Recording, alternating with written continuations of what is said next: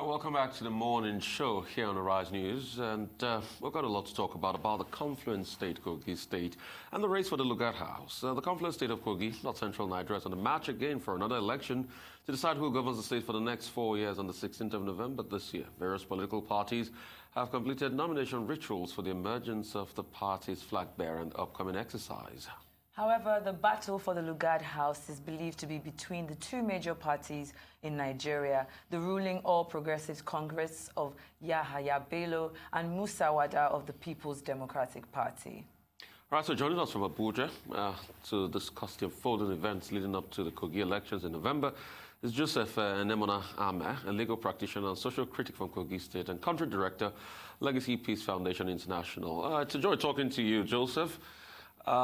Joseph, they said the race is caught up between Wada and Yahaya Bello, but a lot of people are saying it's an easy run for Yahaya Bello because apparently the news in town now is the other smaller political parties, a sum of 5 million naira was given to them, as alleged by the candidates of the SDP, Natasha Akpoti, that they should drop their race and everybody's behind Yahaya Bello. So it's going to be a walk in the park for Yahaya Bello. What do you say as regards this, Joseph?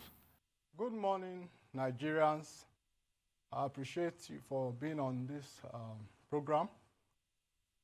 Kogi State, as a state, is a very peculiar state.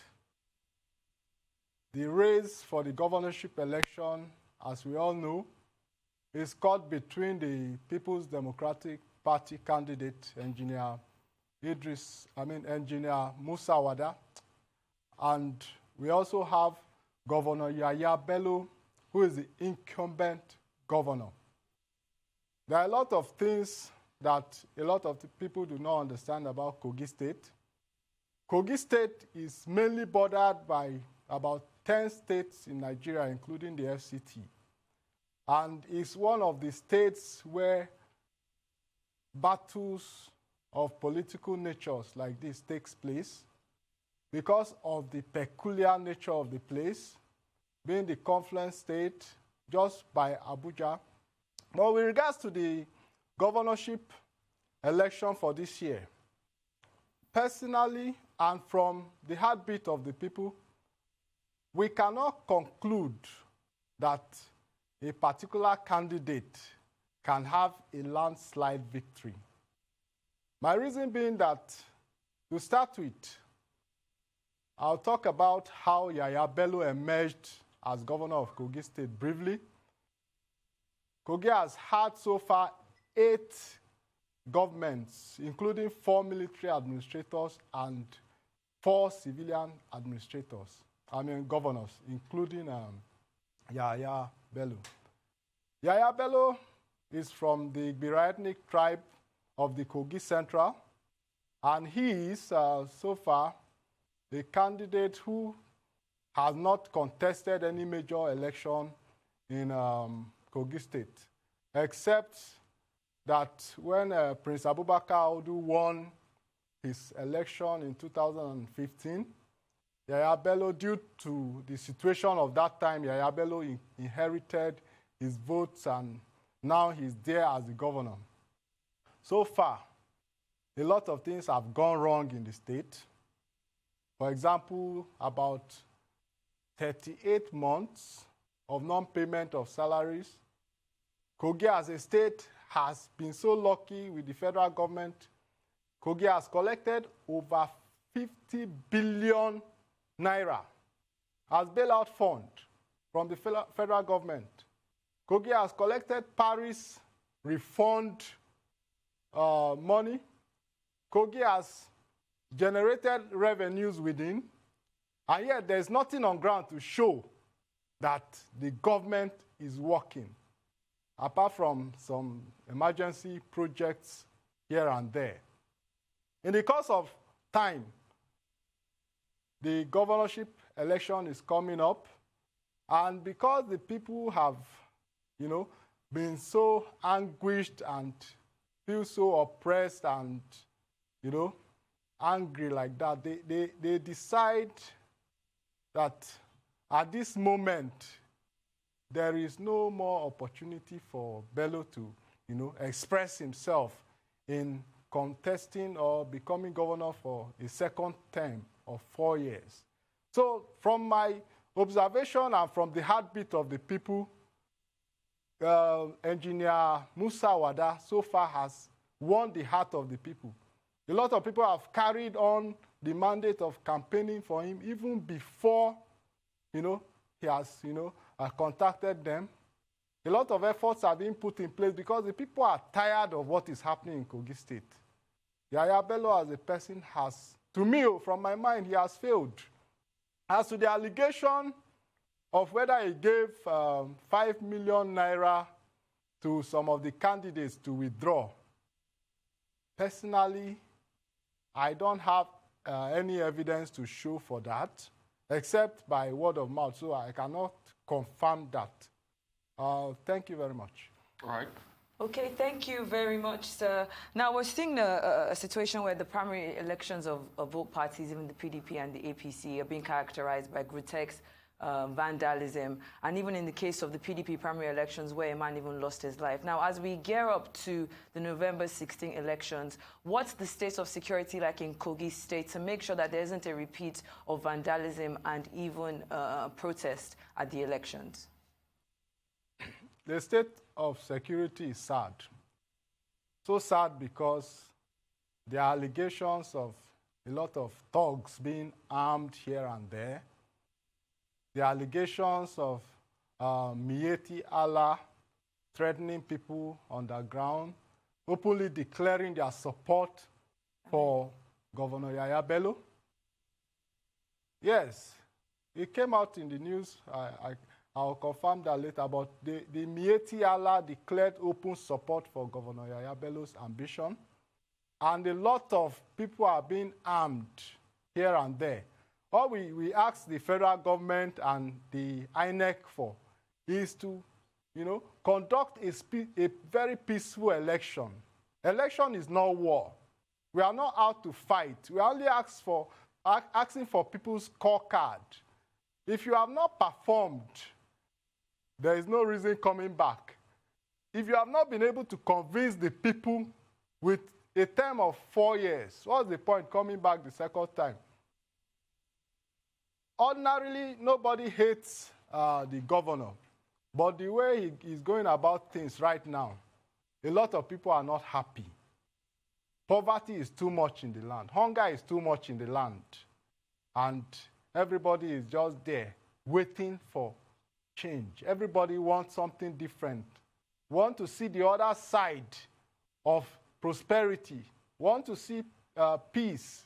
Want to feel that Kogi State should be a state to reckon with in the scheme of things as Nigeria is going as a nation. Okay. Thank you very much. Okay. Let's talk about the twist of the former, the deputy governor of Kogi State that is having an impasse with the governor, Yahaya Bello now. Has he come out openly to declare his support for anybody? Is it working on the ground for other political parties? And a lot of people too in Kogi are saying that Engineer Musa Wada is a tough sell, because of the antecedents too of his brother Idris Wada, which he beat in the PDP primary. What do you have to say as regards all of this? Okay, I'll start with the former deputy governor. That's, I believe you are talking of Clarence Obafemi. No, not Clarence Obafemi. The incumbent deputy governor. The incumbent deputy governor that's having an issue with Yahaya Bello. Okay, sorry about that. That's Simon Achuba. Achuba, yeah. So far, he has spent his whole time within the last 3 to 4 years with Yahaya Bello, and he has not been significant in the government. He's more like,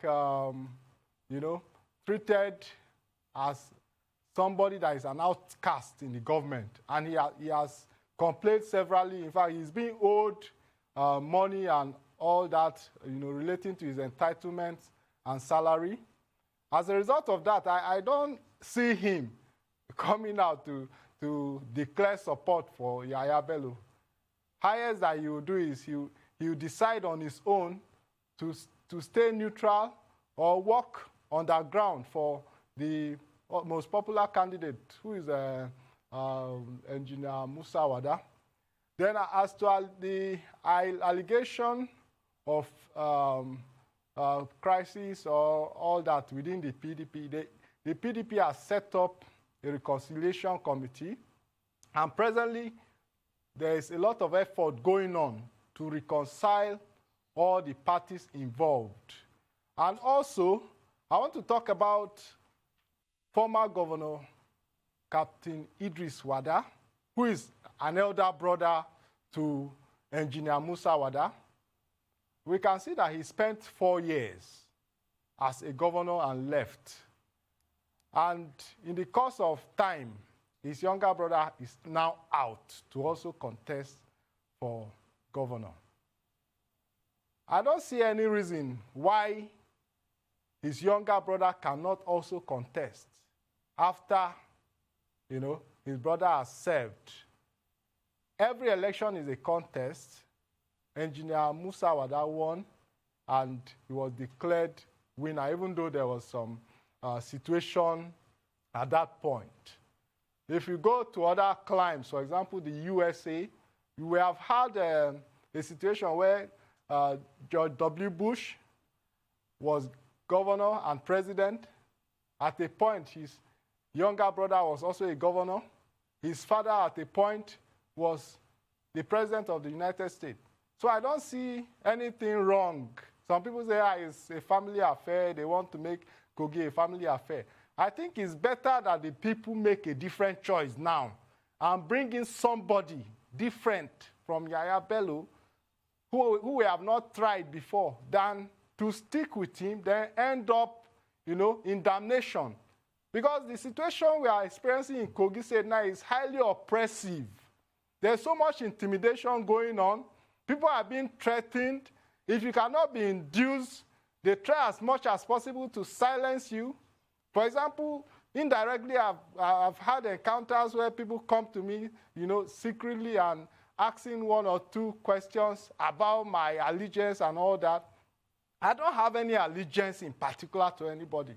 My allegiance is to the state. Okay, so before the break, you had spoken about the fact that it's not a family business and maybe the people of Kogi should look away from, these 2 candidates. And I want to just bring it to the candidate of SDP, Mrs. Natasha Akpoti, who we know is also, after these 2 candidates, is a strong contender as well. And she has engaged in commendable activities across the states. What's her reception like in Kogi State from the people? What's their reception from them like? Thank you very much. I have not had the opportunity of meeting her personally before, but I've observed her activities over these past years. When she contested for the Senate for Kogi Central, I followed her activities. She's a great woman. She's a great candidate. But in Nigeria, as we have it now, we are not so ripe to have a situation where a free hand will be given to a lady. Don't get me wrong. Why? Because the capacity she has is good enough for the state. I don't have a problem with that. But the contending forces now, we are talking of issues of violence, security, and all that. There are some times when these things come up. The women in the political space may not be able to withstand some of these things to some extent. So to some extent, now, Kogi East, being the most populous part of Kogi State, have, aligned forces with Engineer Musa Wada. Natasha Akpoti comes from Kogi Central, the same place as Governor Yahaya Bello. I see her breaking away the votes in Kogi Central, one going to her side and a major part also going to Governor Yahaya Bello. So I believe she will have a good showing. That's if the issues with INEC can be resolved before the November 16th date of the election. And let me just quickly pick your view on that issue. A lot of people are saying it's a plot from the incumbent government of Kogi to be able to get her out of the race by saying that she cannot substitute her deputy, and she's been back and forth at INEC for that as regards that issue. What would you like to say about that? Is there any plot? Definitely in politics, there are many tactics that people use to kind of limit their opponent. For example, a politician who has connection in the banks can even decide to block your account from you withdrawing money. So if it is true that Governor Yahaya Bello has that strong contact within INEC, there is a possibility that he can take such action, because I see him as a man who is desperate for power. He wants to return at all costs, even though there's nothing to show. So I don't rule out the possibility. Right. I can't confirm it. I don't rule it out. A lot of people are going to say that, hey, Governor Yahaya Bello has a lot to show in the state. There's development, like he claims. There's the rice mill that's just starting up in Kogi State. There are other things. His supporters are saying he's the youngest that has ever governed the state, and he's shown tremendous impact in the state. That all of these are just words of his distractors. That what has your candidate, the candidate you support, done for the state? Your candidate was in the MPA at some point. He had a very big association with the MPA. In fact, he was head of engineering department at some point in the MPA. What did he use to change the waterways economy sector of Kogi State, the blue economy? He said he's done nothing. There's nothing your candidate has done for the people of Kogi State when you had the chance to do that. So they say Yahaya Bello is the man to go. Okay, that's an interesting one. The question is, before Yahaya Bello became a governor, what was his pedigree? What did he do for Kogi State? Engineer Musa Wada worked in the government sector, in the NPA. That is very clear. In his individual capacity, he has assisted thousands of Kogites. But to some extent, because of the rules of the agencies we have, we talk of federal character, and we talk of all those things. We don't expect, as Kogites, that he will just carry all Kogites and dump them in MPA because he was a senior staff in that place. We don't expect that. The same thing applied to Yahaya Bello, who worked briefly in Revenue Mobilization Agency. We did not expect him to carry all the burden of Kogi or carry all the unemployed youths of Kogi and go and dump them in that place. Being a governor gave him an opportunity to express himself and show that Kogi can be different from how it has always been. If I'm to give you a background of Kogi State, during Prince Abubakar, being the first civilian governor, he established the university. He established so many other institutions within the state. He made the state one of the sought-after states. For example, we have Confluence Beach Hotel, which has been long abandoned. We have the Lugard House. We have so many places. Lugard Hotel. We have so many places in Kogi that have been neglected. When Governor Idris came, he was able to complete parts of his project, even though he was also slow a bit. And Wada did some few things too. He paid salary, he made sure everything was in order, Now, Yahaya Bello, with all the resources at his disposal, at the last count, if you have to collate all the resources, we are talking about 300 billion or more that has come to Kogi State ever since Yahaya Bello took oath of office. What do we have to show? When you talk about the rice mill, I don't think the rice mill is up to 10 billion. But some people say it's still an investment. I heard he has done some few. I've seen some few roads and all that, but these are just very short distance roads. I commend him for some of the things he has even done in my hometown, simply because we have a chief of staff from the same place. But some people say these are vital investments. That does not mean that we should sacrifice the state. I mean, so if you can commend him for the things if you can commend him for the things he has done in your hometown, and why because all through this interview you've been saying he's done nothing, that he's done nothing, that he should go, but you're saying he's done some things in your hometown. How do you reconcile both? I first of all want to say that my hometown is the place where the chief of staff comes from. And I've been there, he has done roads there. It's not a very, very large place. So I can say, okay, because we did not have such things before, he did those. But when you now want to take the state generally, when you want to take Lokoja as the state capital, I can say with certainty that Lokoja is one of the most backward state capitals in Nigeria today.